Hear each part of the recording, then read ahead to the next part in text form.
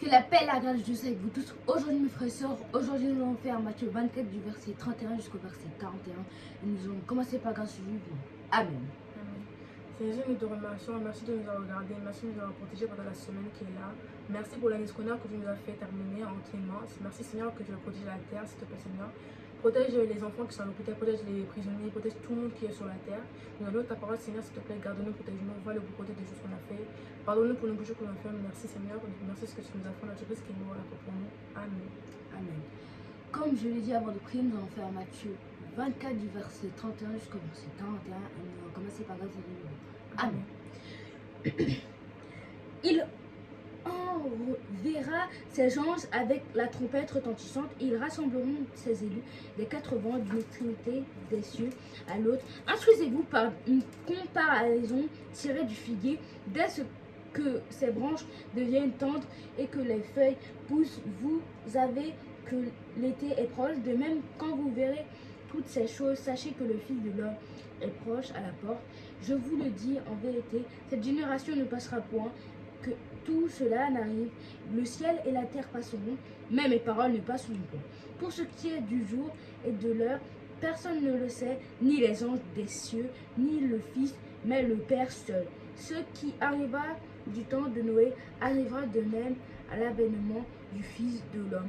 Car dans les jours qui précèdent le déluge, les hommes mangèrent et buvèrent, se marièrent et marièrent leurs enfants, jusqu'au jour où Noé entra dans l'arche, et ils ne se doutèrent de rien, jusqu'à ce que le déluge vienne et les emporte tous.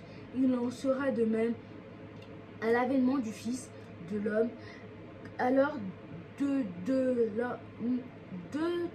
hommes qui seront dans un champ, l'un sera pris, l'autre laissé. Deux femmes qui moudront à la meule, l'une sera prise, l'autre sera laissée. Amen. Par grâce de Dieu. Il enverra ses anges avec la trompette retentissante, et ils les rassemblèrent, ses élus, de quatre vents, depuis une extrémité des cieux jusqu'à l'autre. Excusez-vous par une comparaison tirée du figuier. Dès que ses branches deviennent tendres et que les feuilles poussèrent, vous connaissez que l'été est proche. De même, quand vous verrez toutes ces choses, sachez que le Fils de l'homme est proche, à la porte. Je vous le dis en vérité, cette génération ne passera point, que tout cela n'arrive. Le ciel et la terre passeront, mais mes paroles ne passeront point. Pour que ce qui est le jour et l'heure, personne ne sait, ni les anges, ni les cieux, mais le Père seul. Ce qui arrivera du temps de Noé arrivera de même à l'avènement du Fils de l'homme.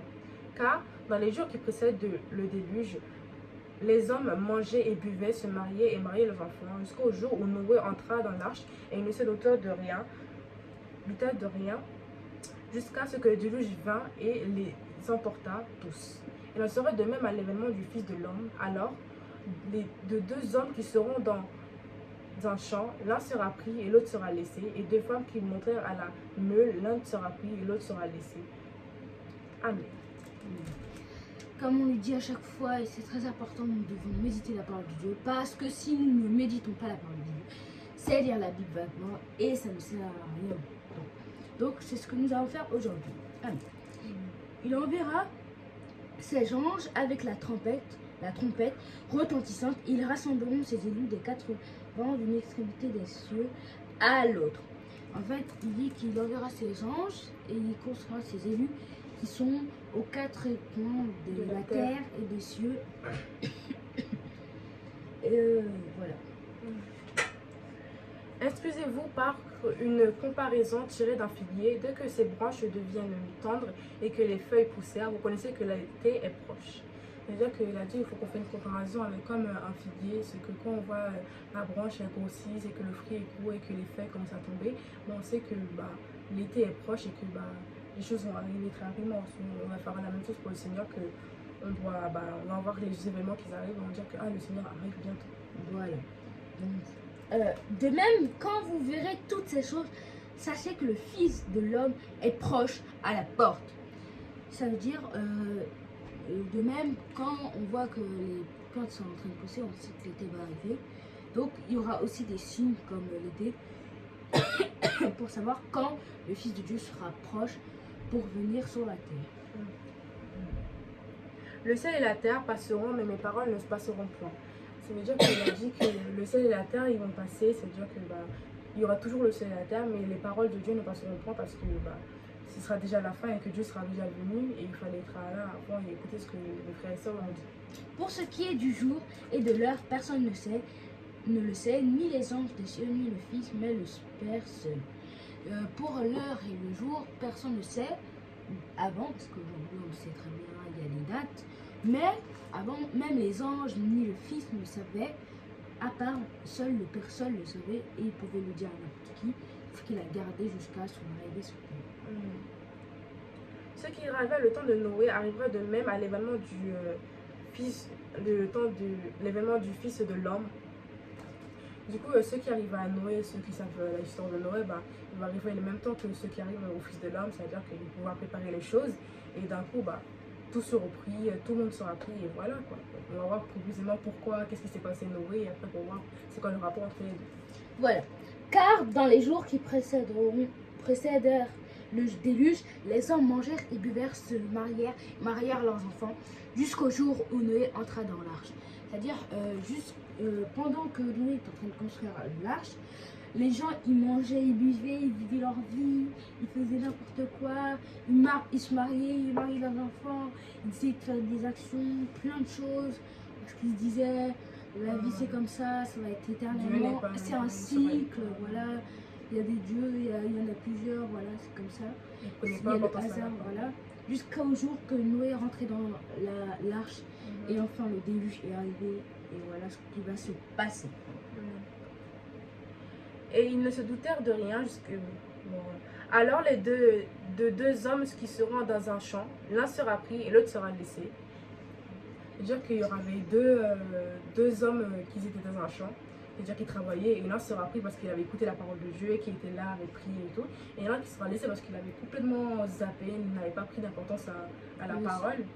Et il n'a pas été pris, il était laissé. C'est dit que soit il y a un autre Dieu, soit il y en a pas. Oui, voilà, qui ne croit pas la parole de Dieu. On était des singes, on a fait des trucs comme ça.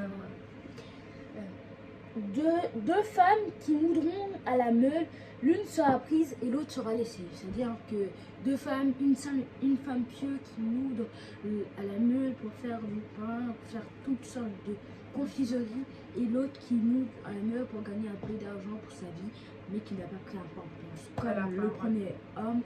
Et l'une sera prise, l'autre sera laissée. Donc c'est dommage, une âme perdue. Mais c'est la vie, donc les hommes avant ne prenaient pas importance et ce qui s'est passé c'est catastrophique parce que Dieu n'avait pas d'autre choix. Ce qui est important mes frères et sœurs, c'est qu'on doit prendre la parole de Dieu, être sérieux avec la parole de Dieu, être concentré et que les choses qui vont dire que si vous pensez ça être notre religion, c'est que c'est Dieu soit c'est Dieu qui vous teste, soit c'est le diable qui vous embête. La religion c'est Dieu qui vous teste pour voir si vous pouvez rester dans la religion et rester concentré dans la Bible, même si des moments compliqués, même si des moments qui on dit que Dieu n'est pas avec nous, Dieu est avec nous, Dieu c'est peut-être un test pour voir que est-ce que mon enfant va rester dans la parole, il va être toujours là pour le combat, prier et garder la parole de Dieu.